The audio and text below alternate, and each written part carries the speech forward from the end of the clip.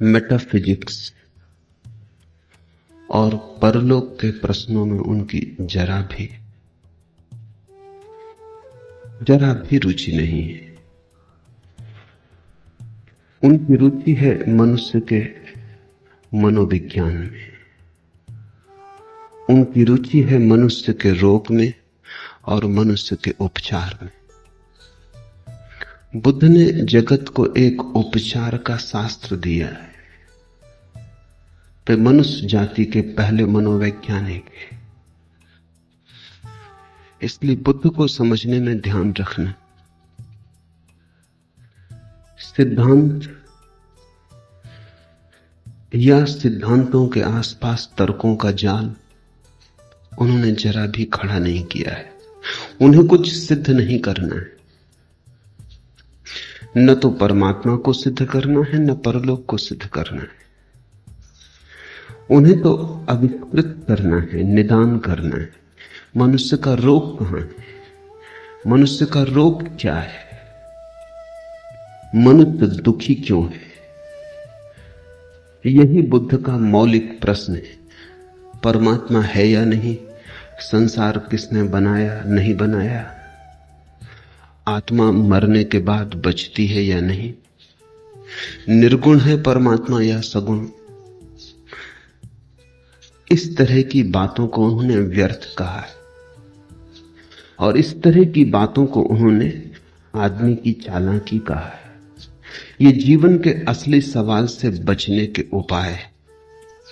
ये कोई सवाल नहीं है, इनके हल होने से कुछ हल नहीं होता। नास्तिक मानता है ईश्वर नहीं है तो भी वैसे ही जीता है। आस्तिक मानता है ईश्वर है तो भी उसके जीवन में कोई भेद नहीं। अगर नास्तिक और आस्तिक के जीवन को देखो तो तुम एक सा पाओगे, तो फिर उनके विचारों का क्या परिणाम है। परलोक है या नहीं, इससे तुम नहीं बदलते। और बुद्ध कहते हैं जब तक तुम न बदल जाओ तब तक समय व्यर्थ ही गंवाया। बुद्ध की उत्सुकता तुम्हारी आंतरिक क्रांति में है।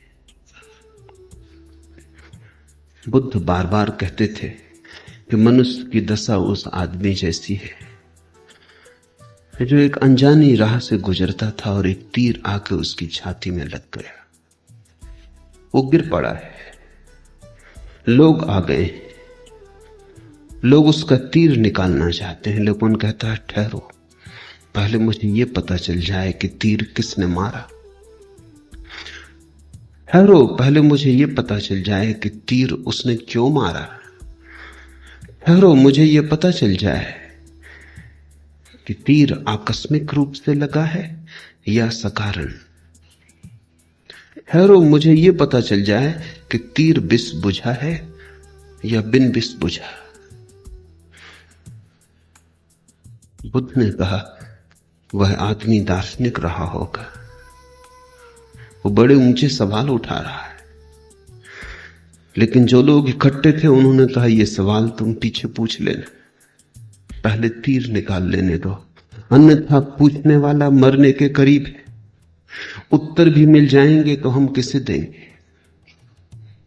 और अभी इन प्रश्नों की कोई आत्यंतिकता नहीं है, अभी तीर खींच लेने दो। तीर छाती में लगा है, खतरा है, तुम ज्यादा देर न बच सकोगे। बुद्ध कहते ऐसी ही दशा में मैं तुम्हें पाता हूं और तुम पूछते हो कि संसार किसने बनाया। पहले इसका पता चल जाए तब करेंगे ध्यान। क्यों बनाया, पहले इसका पता चल जाए तब बदलेंगे जीवन को। क्या कारण है परमात्मा का संसार बनाने में, क्यों ये लीला उसने रची। जब तक इसका पता ना चल जाए तब तक हम मंदिर में प्रवेश ना करें। बुद्ध कहते हैं जीवन का तीर छाती में चुभा है, पल पल मर रहे हो, किसी भी क्षण डूब जाओगे। ये उत्तर, ये प्रश्न सब व्यर्थ है। अभी तो एक ही बात पूछो कि कैसे ये तीर निकला है। इसलिए बुद्ध की बातें शायद उतनी गहरी न मालूम पड़े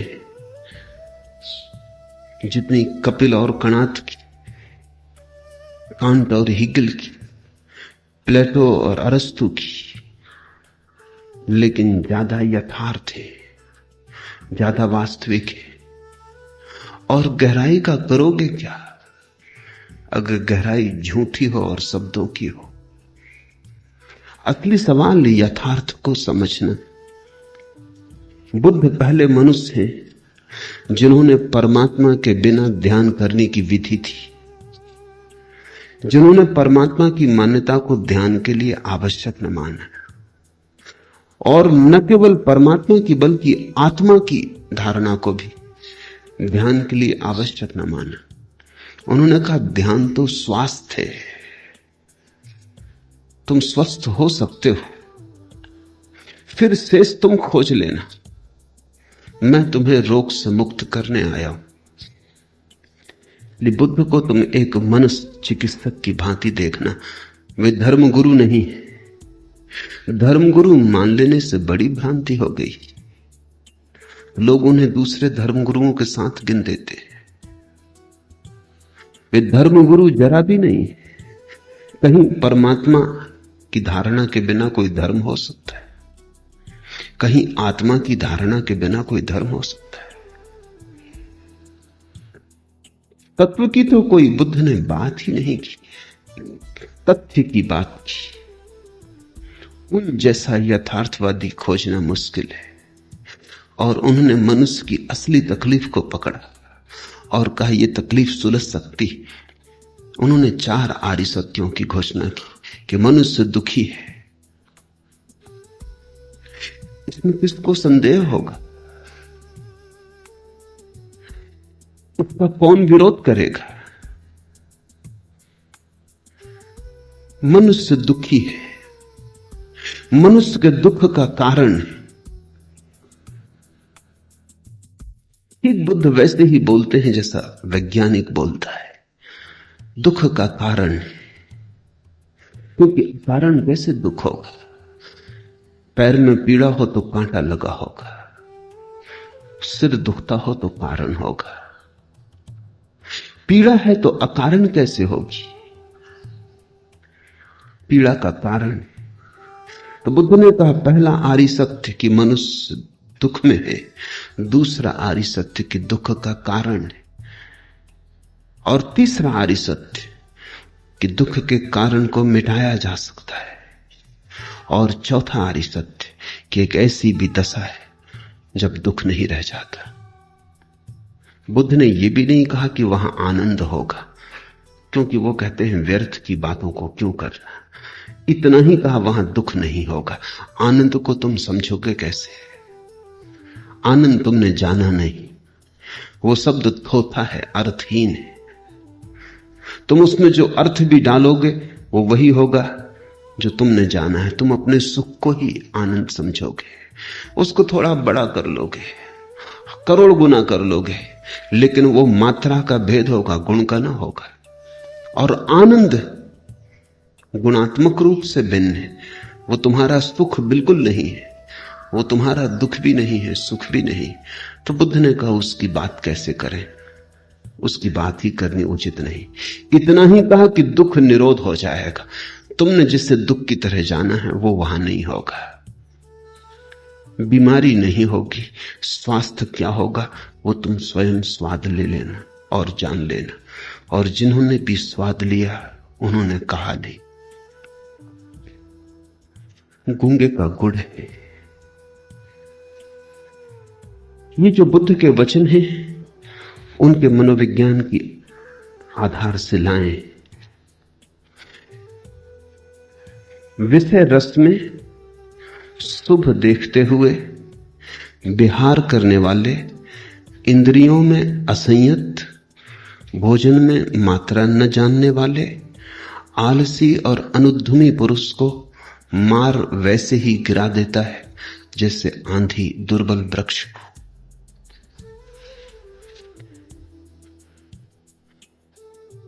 विषय रस में शुभ देखते हुए जो जीता है वह निरंतर दुख में गिरता है। इस बात को विस्तार से समझ लेना जरूरी, क्योंकि समस्त योग और समस्त अध्यात्म इसी बात की समझ पर खड़ा होता। विषय में रस मालूम होता है, रस विषय में है या मनुष्य की अपनी धारणा में। कभी कुत्ते को देखा, सूखी हड्डी को चूसता है और रस पाता है, सोचता है सूखी हड्डी से लहू निकल रहा है। लहू निकलता नहीं, सूखी हड्डी में कहां लहू, लेकिन सूखी हड्डी मुंह में चबाता है तो उसके मुंह से ही लहू बहने लगता है। सूखी हड्डी गड़ती है, चोट करती है मुंह में, लहू निकल आता है। उस लहू को वो पीता है और सोचता है हड्डी से रस मिल रहा है। लेकिन कुत्ते को समझाओ, समझेगा ना। उसने कभी भीतर प्रवेश करके देखा नहीं कि सूखी हड्डी से कैसा रस निकलेगा। सूखी हड्डी रसहीन है, और अगर रस निकल रहा है तो कहीं मुझसे ही निकलता होगा। मैंने सुना है, एक सर्दी की सुबह एक कुत्ता एक वृक्ष के नीचे धूप ले रहा और विश्राम कर रहा है। उसी वृक्ष के ऊपर जगह बनाए बैठी है एक बिल्ली, और वो भी सुबह की झपकी ले रही।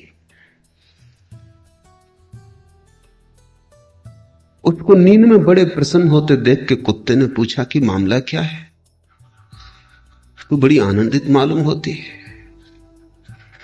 उस बिल्ली ने कहा कि मैंने एक सपना देखा, बड़ा अनूठा सपना, कि वर्षा हो रही है, पानी नहीं गिर रहा, चूहे गिर रहे। कुत्ते ने कहा ना समझ बिल्ली, ना समझ कहीं की, मूढ़, न शास्त्र का ज्ञान, न पुराण पढ़े, न इतिहास का पता। शास्त्रों में कभी भी ऐसा उल्लेख नहीं। हां, कई दफा वर्षा हुई, सूखी हड्डियां जरूर बरसी, चूहे कभी नहीं। लेकिन वो कुत्तों का शास्त्र है, बिल्ली के शास्त्रों में चूहों के बरसने का ही उल्लेख है। कुत्ते को सूखी हड्डी में रस है,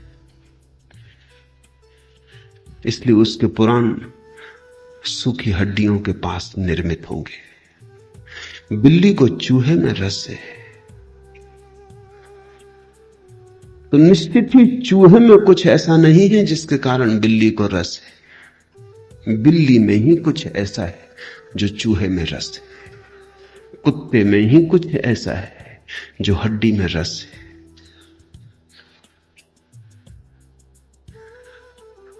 हमारी वृत्ति में कहीं रस का कारण है, विषय वस्तु में नहीं। ये पहला विश्लेषण। मैं पढ़ रहा था, दूसरे महायुद्ध में एक घटना घटी। बर्मा के जंगलों में सिपाहियों का एक जत्था, सैनिकों का एक जत्था जूझ रहा है युद्ध में। महीनों हो गए, उन युवकों ने स्त्री की शक्ल नहीं देखी। और एक दिन दोपहर को एक तोता उड़ा, जोर से कहता हुआ कि बड़ी सुंदर युवती है, अत्यंत सुंदर युवती है। सैनिकों ने अपनी बंदूकें रख दी। बहुत दिन हुए स्त्री नहीं देखी, और तोता कह रहा है तो वो सब तोते का पीछा करते हुए भागे कि कहां जा रहा है। और जब वो पहुंचे परेशान झाड़ियों को पार करके, तो वहां कोई स्त्री न थी, एक मादा तोता जिसकी वो तोता खबर कर रहा था। उन्होंने अपना सिर पीट लिया कि कहां इस नासमझ की बातों में पड़े। लेकिन तोते का रस मादा तोते में है। तुम्हें कोई रस नहीं मालूम होता मादा तोते में। मादा तोते में कोई रस है भी नहीं, वो तो नर तोते की धारणा में। पुरुष को स्त्री में रस मालूम होता है, स्त्री को पुरुष में रस मालूम होता है। वो रस बाहर नहीं, वो तुम्हारी भाव दशा में, वो तुम में है। बुखार के बाद स्वादिष्ट से स्वादिष्ट भोजन में स्वाद नहीं मालूम होता। तुम्हारी जीभ ही बदल गई है। तुम्हारे जीभ में स्वाद लेने की जो क्षमता है वही नहीं रही है। भोजन में थोड़ी स्वाद होता है। स्वाद तुम्हारी जीभ की क्षमता है। जब तुम स्वस्थ होते हो स्वाद होता है, जब अस्वस्थ होते हो स्वाद खो जाता है। जीवन का जो रस है वो वस्तु में और विषय में नहीं है, वो स्वयं तुम में। और जब तक तुम उसे विषय में देखोगे तब तक तुम गलत मार्ग पर भटकते रहोगे, क्योंकि तुम विषय का पीछा करोगे। जब तुम देखोगे कि वो रस मुझ में ही है, वो मैंने ही डाला है वस्तु में, वो मैंने ही प्रक्षेपित किया है, वो रस मैंने ही आरोपित किया है, उसी दिन तुम्हारे जीवन में क्रांति शुरू हो जाएगी। तब रस को खोजना हो तो अपने भीतर गहरे जाओ। अब बाहर जाने की कोई जरूरत न रही।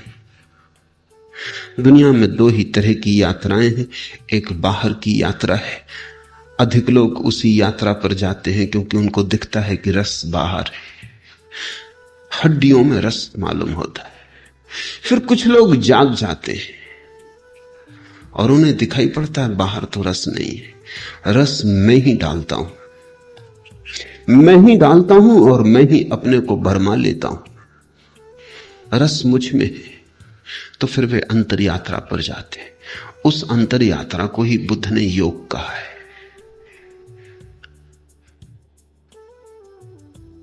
विषय रस में शुभ देखते हुए विहार करने वाले, इंद्रियों में असंयत। और जब तुम विषय रस में देखोगे रस, विषय में देखोगे रस, तब तुम्हारी इंद्रियां अपने आप असंयत हो जाएंगी, क्योंकि मन चाहता है भोग लो, जितना ज्यादा भोग सको, कुछ चूक ना जाए। समय भागा जाता है, जीवन चुका जाता है, मौत करीब आती चली जाती है, कुछ छूट ना जाए, कुछ ऐसा न रह जाए कि मन में पछतावा रहे कि भोग ना पाए। तो भोग लो, ज्यादा से ज्यादा भोग लो। उस ज्यादा की दौड़ से असंयम पैदा होता है। आंख थक जाती है तो भी तुम रूप को देखे चले जाते हो, जीभ थक जाती है तो भी तुम भोजन किए चले जाते हो, पेट और लेने को तैयार नहीं है फिर भी तुम भरे चले जाते हो। तब रस तो दूर रहा, विरस पैदा होता है। ज्यादा खाने से कोई आनंदित नहीं होता, पीड़ित होता है। ज्यादा देखने से आंखें सौंदर्य से नहीं भरती, फिर थक जाती हैं, धूमिल हो जाती। ज्यादा दौड़ने से धन वस्तुएं इकट्ठी करने से भीतर एक तरह की रिक्तता बढ़ती जाती है, कुछ भराव नहीं आता। लेकिन मरते दम तक, आखिरी क्षण तक आदमी भोग लेना चाहता है। मैंने सुना है वो हाथ को जुम्बिश नहीं, आंखों में तो दम है। रहने दे अभी सागर और मीना मेरे आगे, मर रहे हो, हाथ नहीं हिल सकता, हाथ को जुम्बिश नहीं, आंखों में तो दम है, अभी देख तो सकता, इसलिए शराब की प्याली को मेरे सामने से मत हटाओ। हाथ बढ़ा के पी भी नहीं सकता,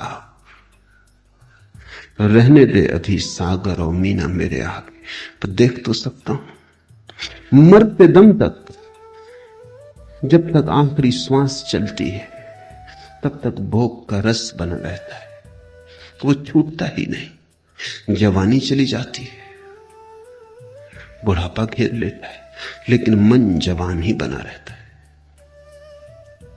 मन उन्हीं तरंगों से भरा रहता है जो जवानी में तो संगत भी हो सकती थी, तूफान था, अब तो तूफान भी जा चुका। तूफान के चिन्ह रह गए हैं रेत के तट पर बने, याददाश्त रह गई है, लेकिन याददाश्त भी भरमाती, सपने बनाती। मन में तो व्यक्ति जवान ही बना रहता है, मौत आ जाती है, लेकिन भीतर आदमी जीवन के रस में ही डूबा रहता है। तब दुख ना हो तो क्या हो? दुख का अर्थ है जहां नहीं था वहां खोजा। दुख का और क्या अर्थ है? रेत से तेल निकालने की चेष्टा की, आकाश कुसुम तोड़ने चाहे जो थे ही नहीं, खरगोश के सींग खोजे जो थे ही नहीं। दुख का इतना ही अर्थ है जो नहीं हो सकता था उसकी कामना की, फिर हाथ खाली रह जाते हैं, मन बुझा बुझा, सब तरफ विफलता का ढेर लग जाता है और वही ढेर तुम्हारी कब्र बन जाता है। जब तक विषय में रस है और ऐसा दिखाई पड़ता है कि वहां सुख है, जब तक आंख भीतर नहीं मुड़ी और ये नहीं दिखाई पड़ा कि सुख मैंने डाला है, वो मेरी दृष्टि है, मैं जहां डालूं वहां सुख होगा। और जब मुझे ये समझ में आ जाए कि सुख मुझ में ही है, तो फिर डालने का सवाल क्या? मैं अपने में डूब जाऊं तो महासुख होगा, आनंद होगा। जब तक वैसी घड़ी नहीं घटती तब तक इंद्रियां असंयत होंगी।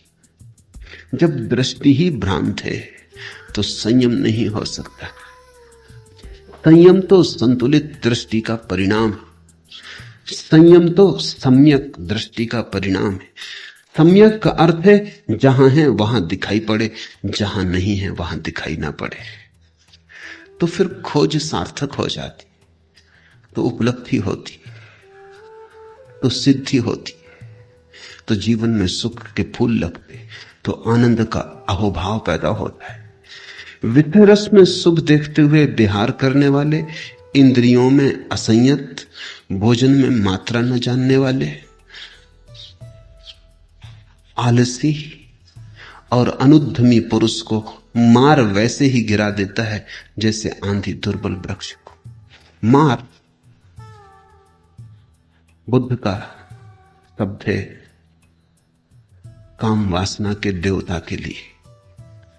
ये शब्द बड़ा अच्छा है, ये राम का बिल्कुल उल्टा है। अगर राम को उल्टा करके लिखें तो मां, फिर बड़े आ की मात्रा और फिर रा, ठीक उल्टा हो जाए तो मार हो जाता। मार बुद्ध का शब्द है काम वासना के देवता के लिए। और दो ही चित्त दशाएं हैं, या तो मार से प्रभावित या राम से आंदोलित। या तो तुम भीतर की तरफ चलो तब तुम राम की तरफ चले, या तुम बाहर की तरफ चलो तब तुम मार की तरफ चले।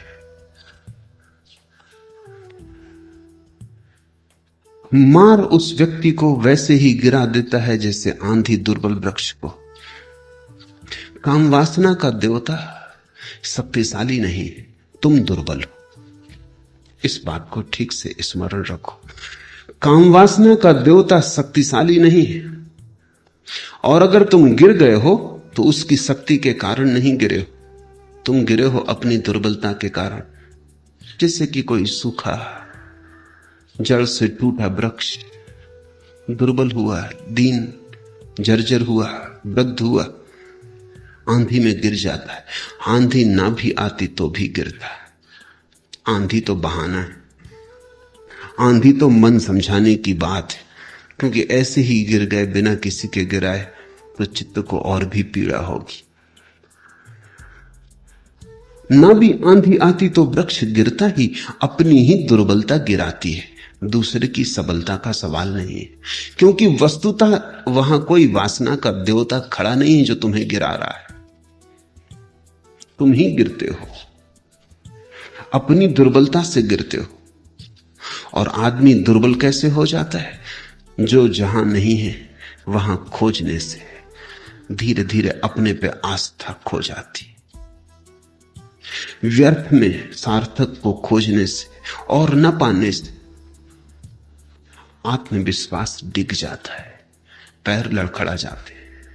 और जीवन भर असफलता हाथ लगती हो तो स्वाभाविक है कि भरोसा नष्ट हो जाए और आदमी डरने लगे, कपने लगे, पैर उठाए उसके पहले ही जानने लगेगा कि मंजिल तो मिलनी नहीं है, यात्रा व्यर्थ है, क्योंकि हजारों बार यात्रा की और कभी कुछ हाथ लेकर लौटा नहीं, हाथ खाली के खाली रहे। आलसी और अनुद्यमी। आलस्य असंयत जीवन का परिणाम है। जितना ही इंद्रियां असंयत होंगी और जितना ही वस्तुओं में, विषयों में रस होगा, उतना ही स्वभावता आलस्य पैदा होगा। आलस इस बात की खबर है कि तुम्हारी जीवन ऊर्जा एक संगीत में बंधी हुई नहीं है। आलस इस बात की खबर है कि तुम्हारी जीवन ऊर्जा अपने भीतर ही संघर्षरत है। तुम एक गहरे युद्ध में हो, तुम अपने से ही लड़ रहे हो, अपना ही घात कर रहे हो। उद्यम बुद्ध उसी को कहते हैं जब तुम्हारी जीवन ऊर्जा एक संगीत में प्रवाहित होती, तुम्हारे सब स्वर एक लय में बद्ध हो जाते, तुम एक पूंजीभूत शक्ति हो जाते हो। तब तुम्हारे भीतर बड़ी ताजगी है, बड़े जीवन का उद्दाम वेग है।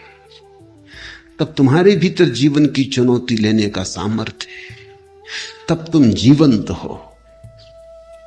अन्यथा मरने के पहले ही लोग मर जाते।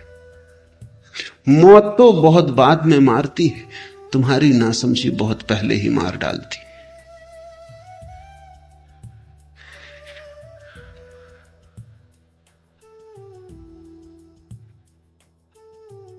विषय रस में अशुभ देखते हुए विहार करने वाले, इंद्रियों में संयत, भोजन में मात्रा जानने वाले, श्रद्धावान और उद्यमी पुरुष को मार वैसे ही नहीं डिगाता जैसे आंधी सैल पर्वत को।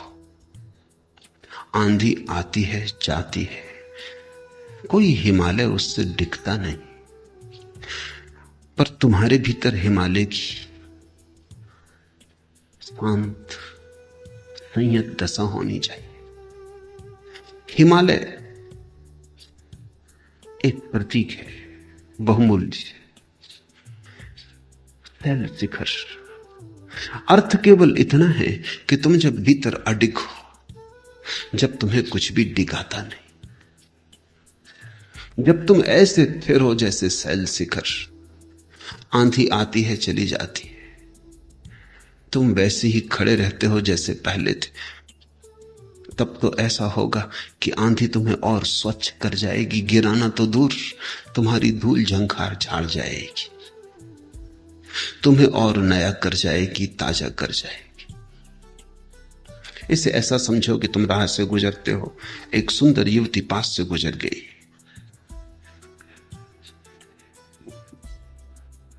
इस सुंदर युवती में जीवन की एक धारा, एक तरंग तुम्हारे पास से गुजरी। अगर तुम्हारी ऐसी भ्रांति चित्त की दशा है कि रस विषय में है, तो तुम कब चाहोगे? तो ये स्त्री का गुजर जाना या पुरुष का गुजर जाना तुम्हें ऐसे कपा जाएगा जैसे कि कोई सूखे मरते हुए वृक्ष को आंधी कपा जाए, गिरने को हो जाए या गिर ही जाए। तब तुम पाओगे कि ये घटना दुर्भाग्यपूर्ण हो गई।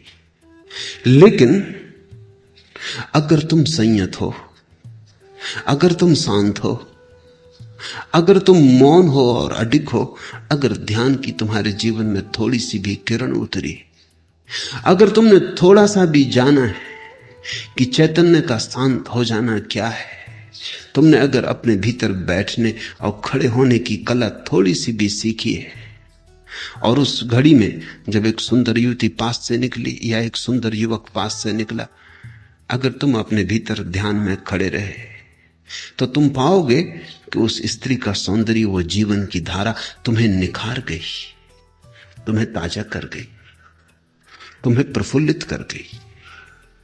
जैसे आंधी निकल गई हो और वृक्ष पर जमी हुई धूल वर्षों की झड़ गई हो, वृक्ष और ताजा हो गए। जीवन को देखने के ढंग पर सब कुछ निर्भर है। अगर तुम्हारे देखने का ढंग गलत है तो जीवन तुम्हारे साथ जो भी करेगा वो गलत होगा। तुम्हारा देखने का ढंग सही है तो जीवन तो यही है, कोई और दूसरा जीवन नहीं है। लेकिन तब तुम्हारे साथ जो भी होगा वही ठीक होगा। बुद्ध भी इसी पृथ्वी से गुजरते हैं, तुम भी इसी पृथ्वी से गुजरते हो। यही चांद तारे हैं, यही आकाश है, यही फूल है। लेकिन एक के जीवन में रोज पवित्रता बढ़ती चली जाती, एक रोज रोज निर्दोष होता चला जाता है, निखरता चला जाता है, और दूसरा रोज रोज दबता चला जाता है, बोझिल होता जाता है, धूल से भरता जाता है, अपवित्र होता जाता है, गंदा होता जाता है।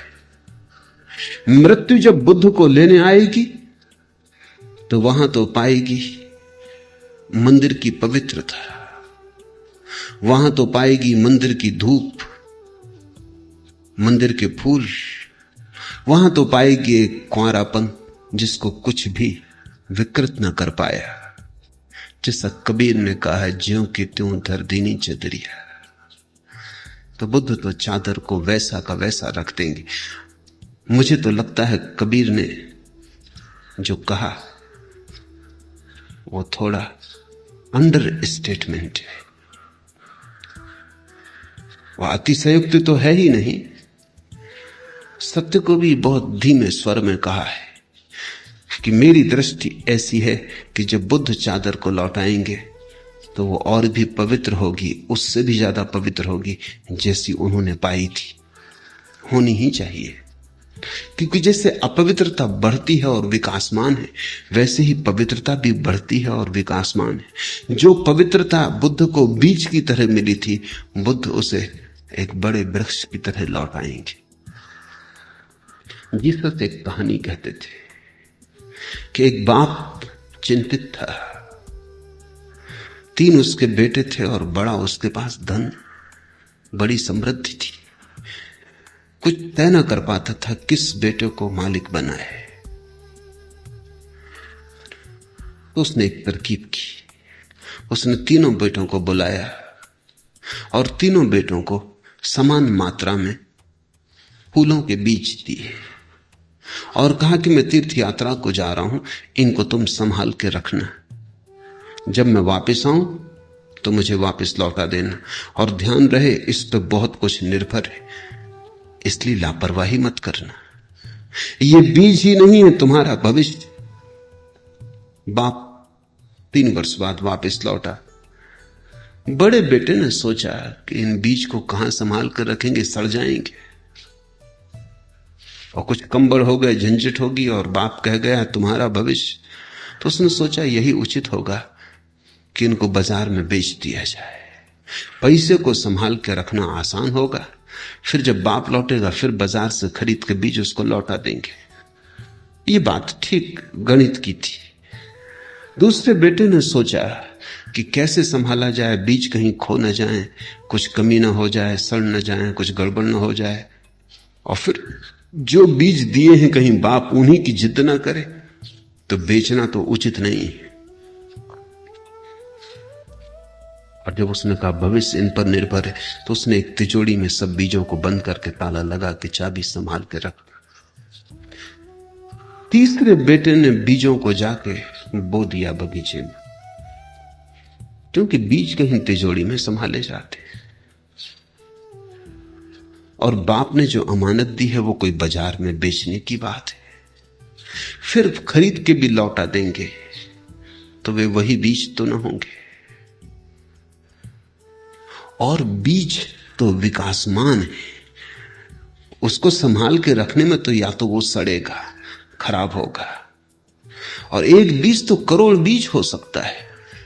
जब पिता लौटेंगे तब तक और बहुत बीज लग जाएंगे। 3 वर्ष बाद जब पिता लौटा तो उसने बड़े बेटे को कहा, वो भागा बाजार की तरफ, उसने कहा रुकिए अभी लाता हूं।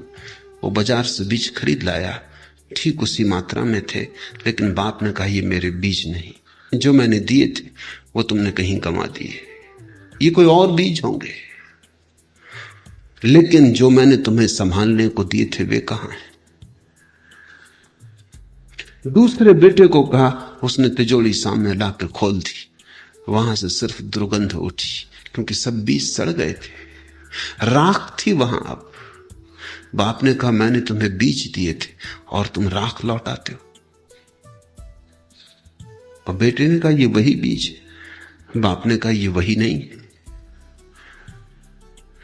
दूसरे ने तो कम से कम बीज लौटाए हैं, दूसरे बीज हैं, तुम्हारे तो बीज भी नहीं, ये तो राख है। मैंने तुम्हें बीज दिए थे। बीज का मतलब होता है जो अंकुरित हो सके। क्या ये राख अंकुरित हो सकेगी? क्या इसमें फूल लग सकेंगे?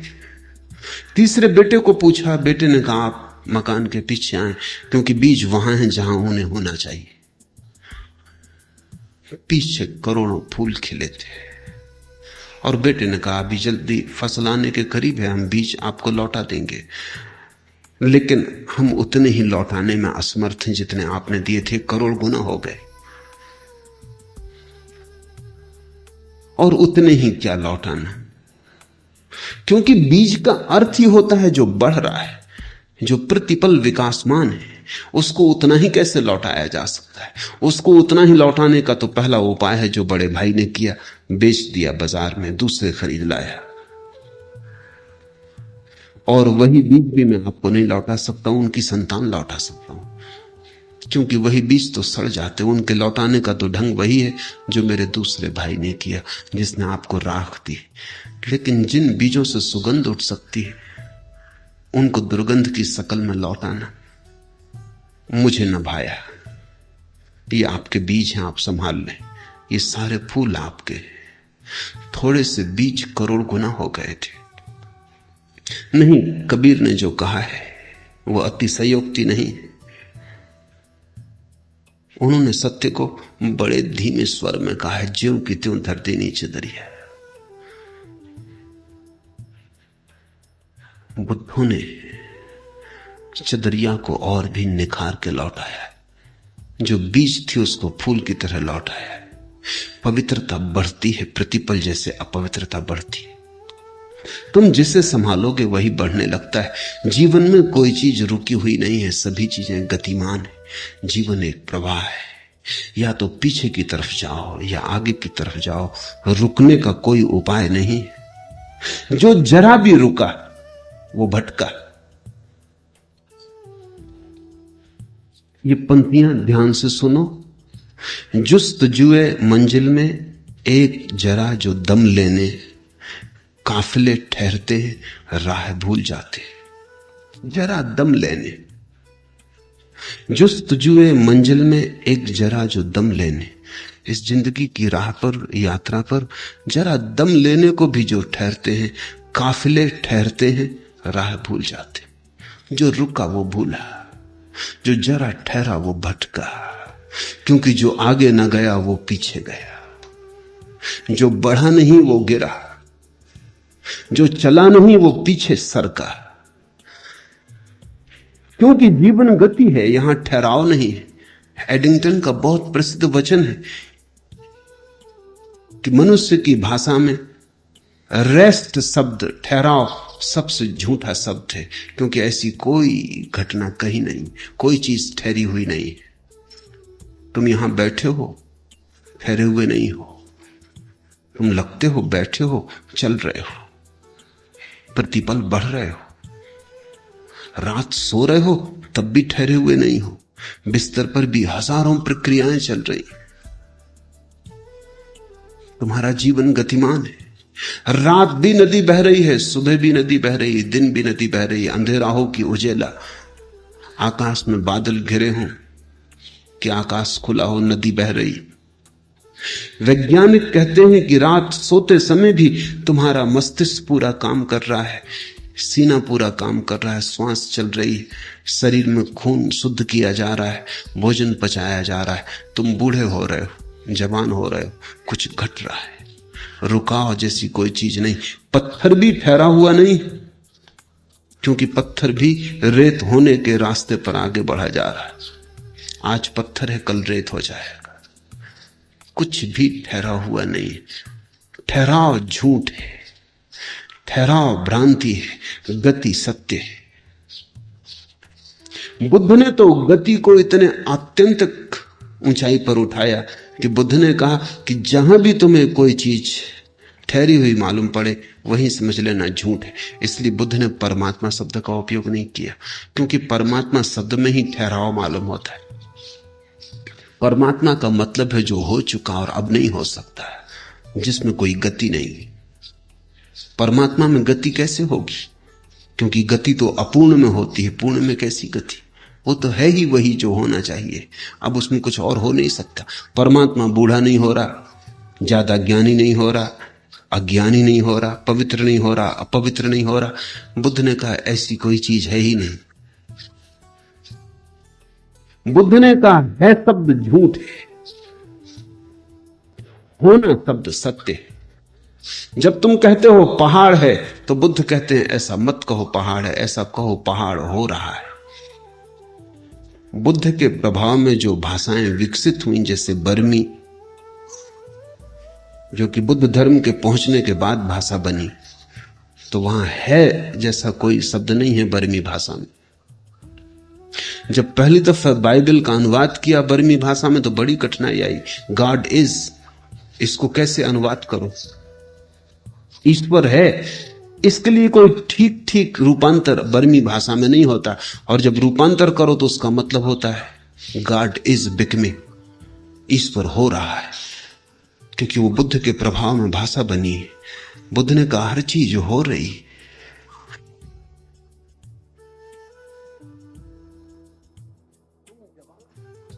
तुम जवान हो ऐसा कहना ठीक नहीं, जवान हो रहे हो। बूढ़े हो ऐसा कहना भी ठीक नहीं, बूढ़े हो रहे हो। जीवन है ऐसा कहना ठीक नहीं, जीवन हो रहा है। मृत्यु है ऐसा कहना भी ठीक नहीं, मृत्यु हो रही है। जगत में क्रियाएं, घटनाएं नहीं। इसलिए बुद्ध ने कहा कोई परमात्मा नहीं, और बुद्ध ने कहा कोई आत्मा भी नहीं है, क्योंकि ये तो स्थिर चीजें मालूम पड़ती हैं। आत्मा जैसे कोई ठहरा हुआ पत्थर भीतर रखा है। बुद्ध ने कहा ऐसा कुछ भी नहीं, चीजें हो रही। बुद्ध ने जो प्रतीक लिया है जीवन को समझाने के लिए, वह है दिए की ज्योति। सांझ को तुम दिया जलाते हो, रात भर दिया जलता है, अंधेरे से लड़ता है। सुबह तुम दिया बुझाते हो, क्या तुम वही ज्योति बुझाते हो जो तुमने रात जलाई थी? वही ज्योति तुम कैसे बुझाओगे? वो ज्योति तो करोड़ बार बुझ चुकी। ज्योति तो प्रतिपल बुझ रही है, धुआं होती जा रही है, नई ज्योति उसकी जगह आती जा रही है। रात तुमने जो ज्योति जलाई थी, वो सुबह तुम उसे थोड़ी बुझाओगे, उसी की श्रृंखला को बुझाओगे, उसी को नहीं। वो तो जा रही, भागी जा रही है, तिरोहित हुई जा रही आकाश में, नई ज्योति प्रतिपल उसकी जगह आ रही। तो बुद्ध ने कहा तुम्हारे भीतर कोई आत्मा है ऐसा नहीं, चित्त का प्रवाह है। एक चित्त जा रहा है, दूसरा आ रहा है, जिससे दिए की ज्योति आ रही। तुम वही ना मरोगे जो तुम पैदा हुए थे। जो पैदा हुआ था वो तो कभी का मर चुका। जो मरेगा वो उसी संतति में होगा, उसी श्रृंखला में होगा, लेकिन वही नहीं। ये बुद्ध की धारणा बड़ी अनूठी, लेकिन बुद्ध ने जीवन को पहली दफे जीवंत करके देखा, और जीवन को क्रिया में देखा, गति में देखा। और जो भी आलस्य में पड़ा है, जो रुक गया है, ठहर गया है, जो नदी ना रहा और सरोवर बन गया, वो सड़ेगा।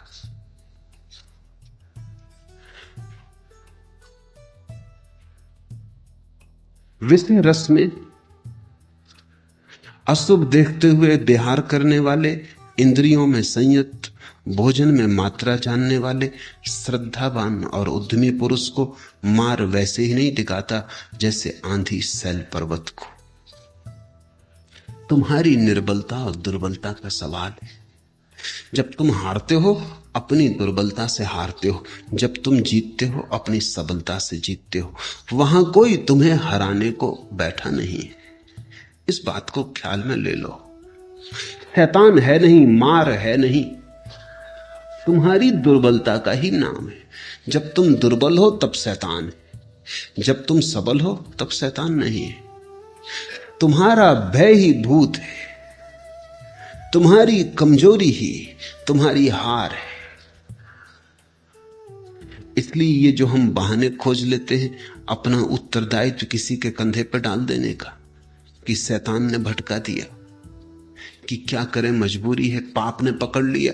कोई पाप है कहीं जो तुम्हें पकड़ रहा है? तुमने भला पाप को पकड़ा हो, पाप तुम्हें कैसे पकड़ेगा? तो मार तो केवल एक काल्पनिक शब्द है, इस बात की खबर देने के लिए कि तुम जितने कमजोर होते हो उतना ही तुम्हारी कमजोरी के कारण, तुम्हारी कमजोरी से ही आविर्भूत होता है तुम्हारा शत्रु। तुम जितने सबल होते हो उतना ही शत्रु विसर्जित हो जाता है। सबल होने की कला योग है। कैसे तुम अपने भीतर संयत हो जाओ। तो हर चीज सम्यक होनी चाहिए। इंद्रियों का उपयोग संयम से भरा होना चाहिए। बुद्ध अपने भिक्षुओं को कहते थे, जब तुम राह पे चलो 4 कदम आगे से ज्यादा मत देखो। कोई जरूरत नहीं है, 4 कदम आगे देखना पर्याप्त है, उतना संयम है। लेकिन तुम भी चलते हो रास्ते पे, जिस दीवार पर लिखे हुए इस्तेहार को तुम 1000 बार पढ़ चुके हो, उसको फिर आज पढ़ के आए।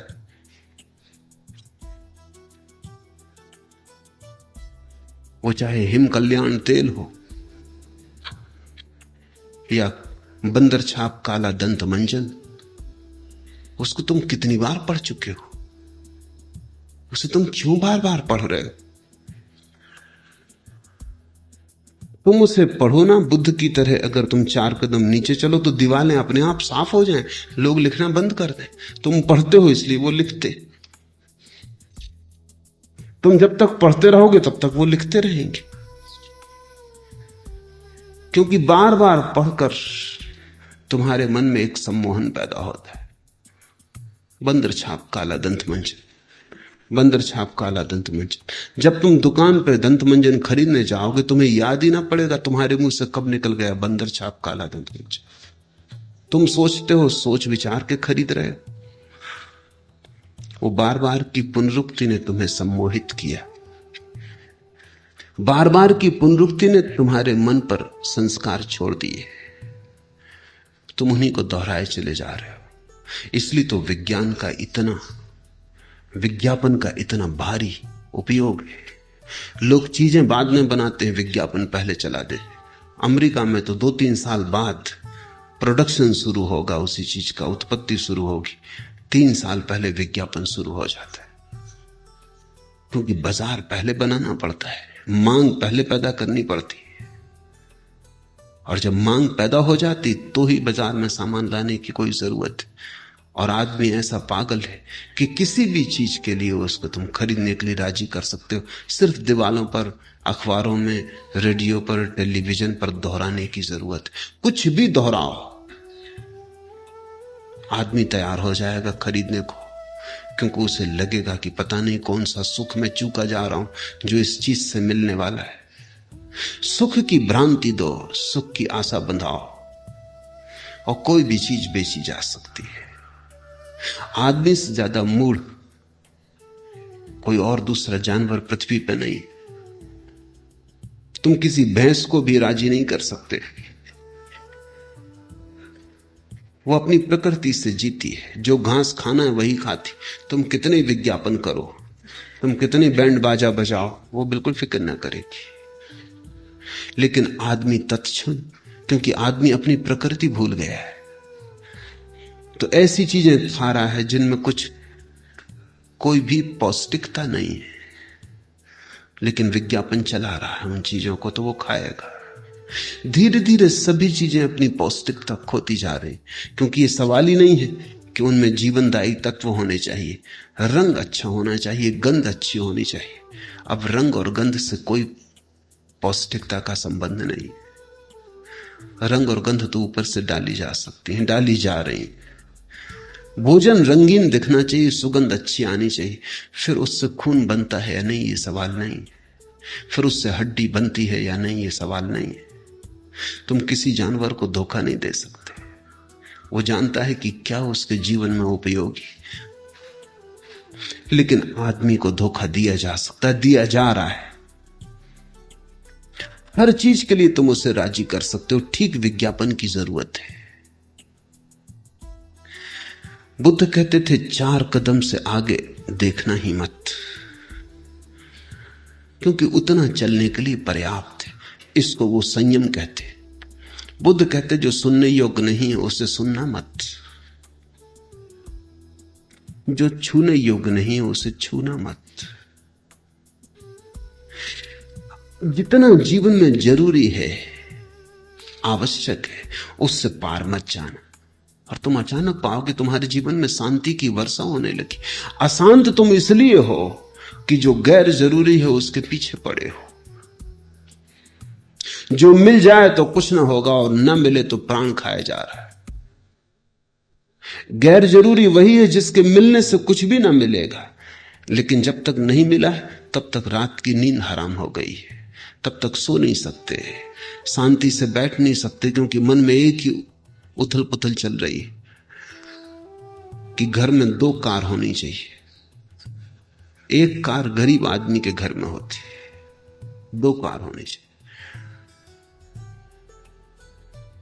पहले अमेरिका में वो विज्ञापन करते थे कि कम से कम घर में 1 कार होनी ही चाहिए। अब इतनी कारें तो घरों घरों में हो गई, एक एक कार तो हर घर में। तब उन्होंने दूसरा विज्ञापन शुरू किया कि 1 कार तो गरीब घर में होती। अगर तुम सफल हो तो कम से कम 2 कार घर में होनी चाहिए। अब 2 कार घर में होनी चाहिए, चाहे एक में भी बैठने वाले पर्याप्त न हो, लेकिन 2 कार घर में होनी ही चाहिए, नहीं तो वो प्रतिष्ठा का सवाल है। अब कार कोई बैठने के लिए नहीं खरीदता अमेरिका में, वो प्रतिष्ठा की बात है, वो प्रेस्टीज, पावर, उससे शक्ति का पता चलता है कि तुम कितने शक्तिशाली हो। अब उन्होंने वहां प्रचार करना शुरू किया है कि अगर तुम सफल हो गए हो तो 1 घर पहाड़ पर, 1 घर समुद्र के तट पर और 1 घर शहर में, कम से कम 3 घर तो होने ही चाहिए। आदमी एक ही घर में रह सकता है। तुम्हारे पास कितने कपड़े तुमने इकट्ठे कर रखे, कितने कपड़े तुम एक बार में पहन सकते हो, कितने जूते के अंबार लगा रखे तुमने। मैं घरों में ठहरता रहा हूं, कभी कभी दंग होता हूं। भगवान की मूर्ति के लिए जगह नहीं, जूतों के लिए अलमारियां लगा रखी। एक जूता तुम पहनते हो, इतने जूते अनिवार्य नहीं है, जरा भी आवश्यक नहीं। व्यर्थ इनको झाड़ना पहुंचना पड़ता है। तुम नाहक चम्हार बन गए, सुबह से इनको नाहक पहुंचो, झाड़ो, तैयार करके रखो, एक तुम पहनोगे, लेकिन कोई तुम्हें समझा रहा है कहीं से कि ऐसा होना चाहिए। तुम अगर अपने जीवन की फेहरिस्त बनाओ कि तुमने कितना गैर जरूरी इकट्ठा कर लिया है, तो तुम 90% गैर जरूरी पाओगे। और उस 90% के लिए तुमने कितना श्रम उठाया, कितनी चिंता ली, कितने व्याकुल हुए, कितना व्यर्थ जीवन गंवाया। और अगर कोई तुमसे कहे ध्यान, इबादत, प्रार्थना, तुम कहते हो समय कहां है? समय है नहीं। समय होगा भी कैसे, क्योंकि व्यर्थ के लिए इतना समय दिया जा रहा है। बुद्ध ने कहा है, जिस व्यक्ति को भी यह समझ में आ गया कि विषयों के में रस नहीं है, वो संयत होने लगता है, अपने आप संयत होने लगता है। तब उसका जीवन वासनाग्रस्त नहीं होता, आवश्यकता से निश्चित ही मर्यादित होता है। लेकिन वासना से ग्रस्त नहीं होता। आवश्यकता की सीमा है, वासना की कोई सीमा नहीं। वासना है एक तरह की विक्षिप्तता, आवश्यकता जीवन की जरूरत है। भोजन चाहिए, कपड़ा चाहिए, छप्पर चाहिए, एक आवश्यकता है, उतनी पूरी होनी चाहिए और हर आदमी उसे पूरी कर लेता है। उसके कारण कोई चिंता नहीं है तुम्हारे भीतर। चिंता तुम्हारे भीतर उन चीजों के कारण है जो आवश्यक नहीं है, उन्हीं का तुम्हें रोग खाए जा रहा है। विषय रस में अशुभ देखते हुए विहार करने वाले, इंद्रियों में संयत, भोजन में मात्रा जानने वाले, श्रद्धावान और उद्यमी पुरुष को मार वैसे ही नहीं डिगाता जैसे आंधी सैल पर्वत को।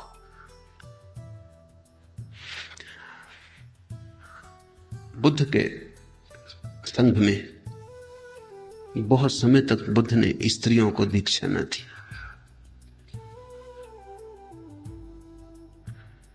बहुत आग्रह करने पर और एक बड़ी अनूठी महिला कृसा गौतमी के अत्यंत निवेदन करने पर बुद्ध ने स्वीकार किया। लेकिन तब उन्होंने कुछ नियम बनाए। जब वो नियम बनाते थे तो उन्होंने भिक्षुओं से कई सवाल पूछे नियम बनाने के निमित्त, और आनंद ने बहुत से प्रश्न उठाए नियमों के संबंध में, ताकि सब नियम विस्तारपूर्ण हो जाएं। तो आनंद ने पूछा कि कोई भिक्षु अगर किसी स्त्री को मार्ग पर मिले या भिक्षुणी को मार्ग पर मिले तो क्या व्यवहार होना चाहिए।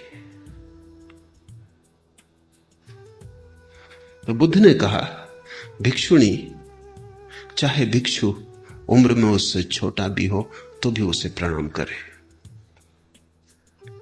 ये बात जरा बुद्ध के मुंह में जमती नहीं। महावीर ने भी यही नियम बनाया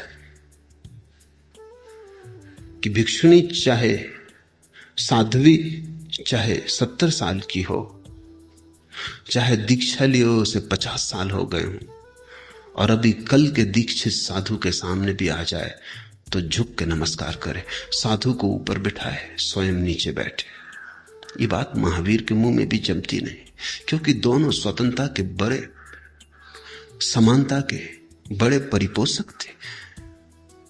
जैन और बौद्ध दोनों परेशान रहे कि कैसे इन बातों को छिपाया जाए, वो इनकी चर्चा नहीं उठाते। लेकिन मैं इसमें बड़ा गहरा कारण देखता हूं, क्योंकि बुद्ध और महावीर जब ऐसी बात कहते हैं तो बड़े अर्थ हैं उनके। एक मनुष्य के मन की बड़ी गहरी बात बुद्ध ने पकड़ी। अगर कोई स्त्री पुरुष को सम्मान दे तो फिर पुरुष की वासना उसके प्रति बहनी मुश्किल हो जाती, कठिन हो जाती। अगर कोई स्त्री तुम्हारे पैर छू ले तो फिर वासना असंभव हो जाती, उसने द्वार बंद कर दिया। क्योंकि पुरुष वासना में उसी स्त्री के प्रति झुक सकता है जिसने उसे सम्मान न दिया हो, जिसने उसे आदर न दिया हो। क्योंकि वासना में झुकने का मतलब है पुरुष खुद अपनी ही आंखों में अपने से नीचे गिरता है। इसलिए वेश्या के साथ तुम जितने वासना का संबंध बना सकते हो, किसी और के साथ नहीं बना सकते, क्योंकि उसके नीचे सामने नीचे गिरने में कोई डर नहीं है, उसने कभी तुम्हें कोई आदर दिया नहीं। बुद्ध और महावीर ने दोनों ने पुरुष के अहंकार को पकड़ लिया ठीक जगह, कि उसका अहंकार ही अगर रुक जाए तो ही रुक सकेगा, अन्यथा वासना का प्रवाह हो जाएगा। अगर कोई स्त्री तुम्हें बहुत सम्मान से चरण छू ले तो उसने तुम्हें इतना सम्मान दिया कि अब तुम्हें इस सम्मान की रक्षा करनी पड़ेगी। अब तुम्हें ऐसा व्यवहार करना पड़ेगा जिसमें उसका दिया गया सम्मान खंडित ना हो। अब तुम वासना के तल पर नीचे न उतर सकोगे। उसने रास्ता रोक दिया। आनंद ने पूछा, अगर कोई ऐसी घड़ी आ जाए कि स्त्री और पुरुष साथ साथ हों, भिक्षु भिक्षुणी साथ साथ हों, तो एक दूसरे का स्पर्श? तो बुद्ध ने कहा नहीं, पुरुष स्त्री को न छुए, स्त्री पुरुष को न छुए। आनंद का और अगर कोई ऐसी मजबूरी आ जाए कि भिक्षुनी बीमार हो या भिक्षु बीमार हो और सेवा करनी पड़े, तो बुद्ध ने कहा वैसी दशा में छुए, लेकिन होश रखे। पहले तो देखे ना, अगर देखना पड़े तो छुए ना, अगर छूना पड़े तो मूर्छा में ना रहे, होश रखे, भीतर जागा रहे। क्योंकि मनुष्य के मन की जो वासनाएं हैं उनकी आदत तो बड़ी प्राचीन है और होश बड़ा नया है। ध्यान तो अभी साधा है, साधना शुरू किया है, और वासना बड़ी प्राचीन है, जन्मों जन्मों की है। उसके संस्कार बड़े गहरे हैं और जरा सा भी का प्रभु शुरू हुआ है।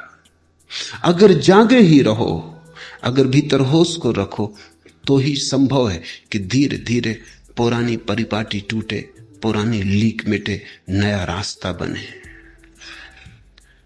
मार के साथ संबंध पुराने, राम के साथ संबंध बनाने।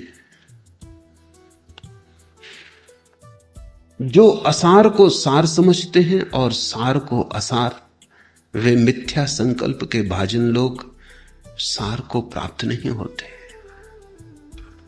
अगर तुमने सार को असार समझा है, असार को सार समझा है, अगर ऐसी विपरीत तुम्हारी बुद्धि है,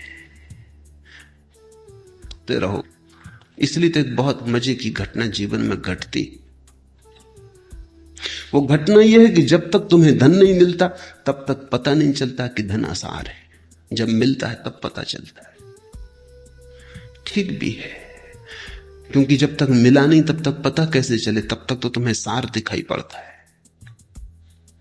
जब मिल जाता है तब बड़ी मुश्किल खड़ी होती, क्योंकि जिसको सार मान के इतने दिन खोजा, इतना श्रम उठाया, इतनी स्पर्धा की, इतने जूझे, इतना जीवन गमाया, वो जब मिलता है तब अचानक तुम हैरान हो जाते हो कि सार तो कहीं भी नहीं।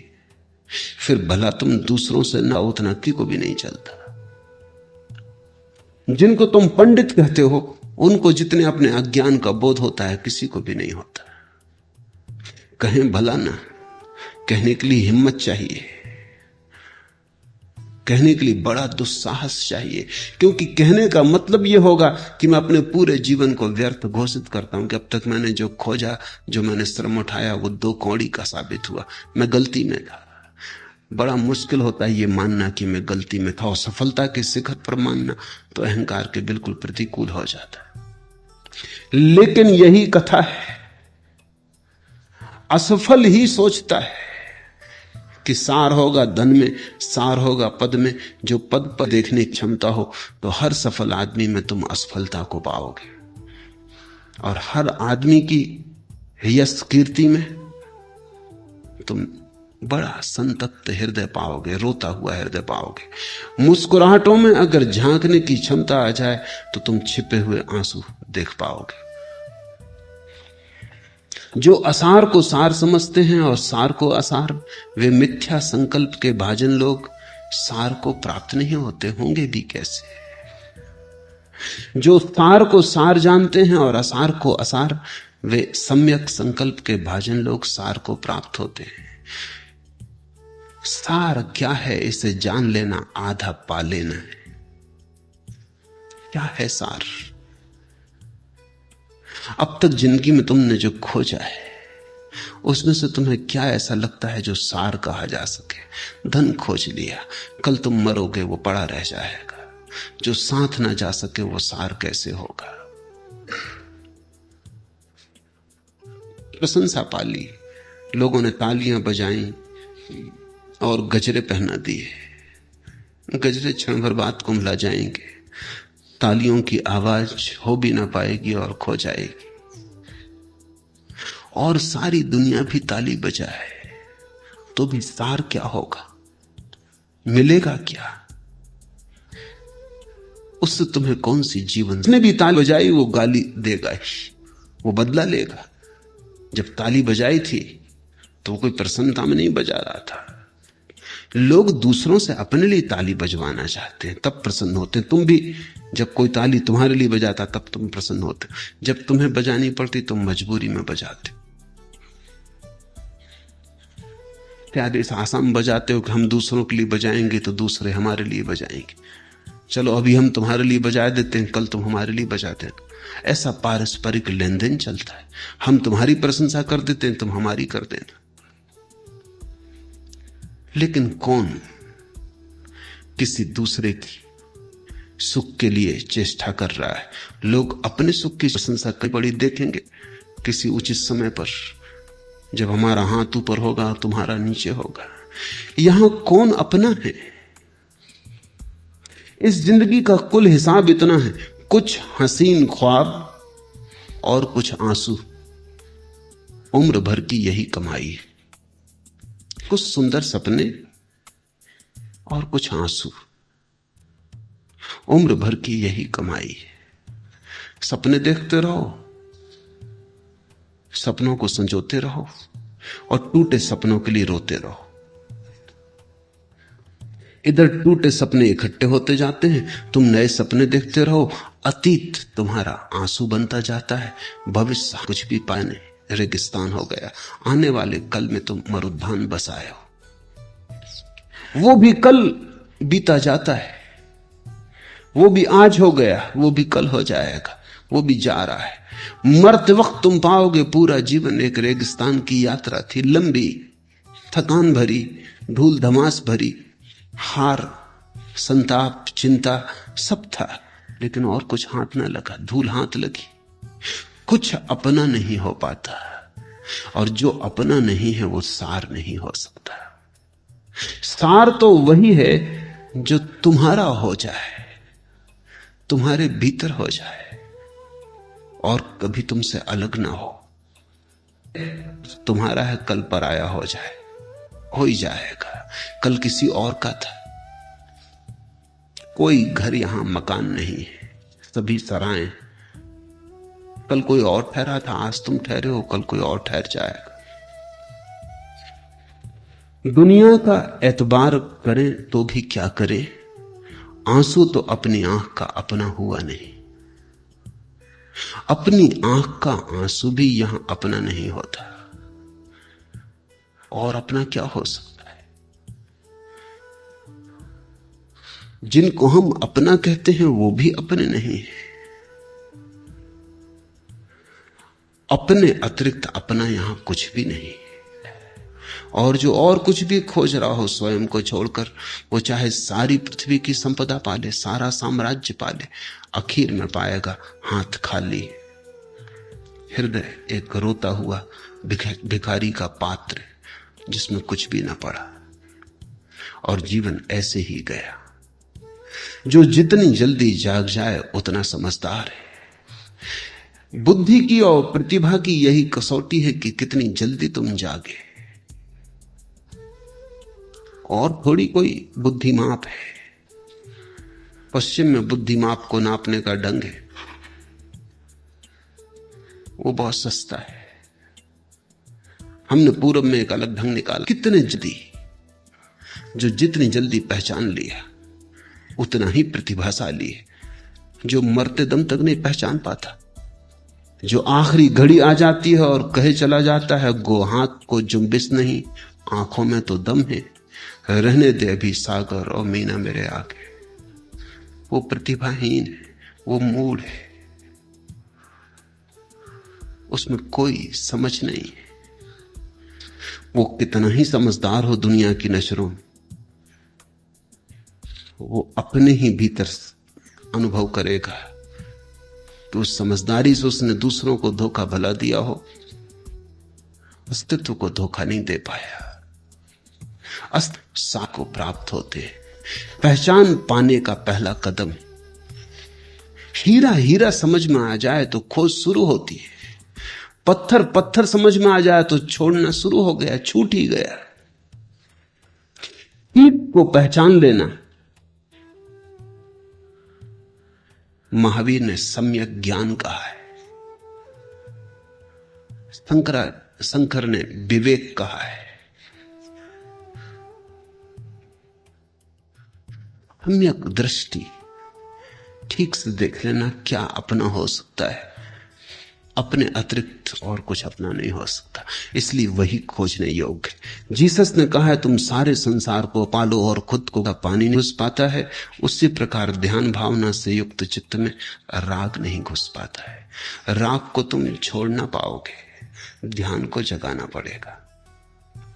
इतनी पहचान पहले तुम्हें आ जाए कि क्या व्यर्थ है और क्या सार्थक, फिर तुम ध्यान को जगाओ। फिर राग को छोड़ने में मत लग जाना, क्योंकि वो भूल बहुतों ने की है। राग को पकड़ो तो भी राग से उलझे रहोगे, राग को छोड़ो तो भी राग से उलझे रहोगे। असली सवाल राग का नहीं है। तो बुद्ध बड़ा ठीक उदाहरण दे रहे हैं, सीधा सरल, कि ठीक से घर के छप्पर पर इंतजाम न किया गया हो, कपड़े ठीक से न छाई हो, ध्यान का छप्पर छेद वाला है। इसलिए राग को छोड़ने की फिक्र मत करना। वो तो ऐसे ही होगा कि ठीक से घर छाया हुआ नहीं है, वर्षा आ गई, आषाढ़ का मेघ घिर गए, पानी बरसने लगा और तुम घर का पानी उलीचने में लगे हो। तुम उलीचते रहो पानी, इससे कोई फर्क ना पड़ेगा, क्योंकि घर का छप्पर नए पानी को लिए आ रहा है। राग को उलीचने से कुछ भी ना होगा, छप्पर को ठीक से छा लेना जरूरी। इसलिए समस्त प्रज्ञावान पुरुषों का जोर ध्यान पर है। और जो महात्मा तुम्हें साधारणता समझाते हैं कि राग छोड़ो, गलत समझाते हैं। वो तुमसे कह रहे हैं पानी उलीचो, फिर जो थोड़ा पानी बचा रह गया उसे बाहर कर देने में क्या अड़चन होने वाली है। ध्यान जो साध लेता है उसका राग अपने आप मिट जाता है। राग से जो लड़ता है उसका राग तो मिटता है नहीं, ध्यान भी साधना मुश्किल हो जाता है। मेरे पास रोज लोग आते हैं, वो कहते हैं किसी तरह क्रोध चला जाए। मैं उनसे कहता हूं तुम क्रोध की फिक्र मत करो, तुम ध्यान करो। वो कहते हैं ध्यान से क्या होगा, आप तो हमें क्रोध छोड़ने की तरकीब बता दें। ऐसे लोग भी आ जाते हैं, वो कहते हैं हमें ध्यान व्यान से कुछ लेना देना नहीं, हमारा तो मन अशांत है, ये भर शांत हो जाए। अब वो क्या कह रहे हैं उन्हें पता नहीं, अभी कोई प्रयोजन, बस मेरी चिंता मिट जाए। अब ये आदमी ये कह रहा है कि ये जो वर्षा का पानी घर में भर गया, ये भर ना भरे, मुझे खप्पड़ छाने नहीं, मुझे मोक्ष परमात्मा आत्मा से कुछ लेना देना नहीं। अब कुछ भी नहीं किया जा सकता, क्योंकि समझ ही नहीं रहा है कि बीमारी कहां है।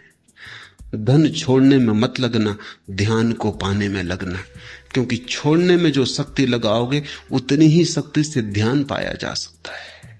मुफ्त तो छोड़ना भी नहीं होता, उसमें भी ताकत लगानी पड़ती, वो ताकत व्यर्थ गंवा रहे हो तुम। पहला काम है घर के छप्पर को ठीक से छा लो।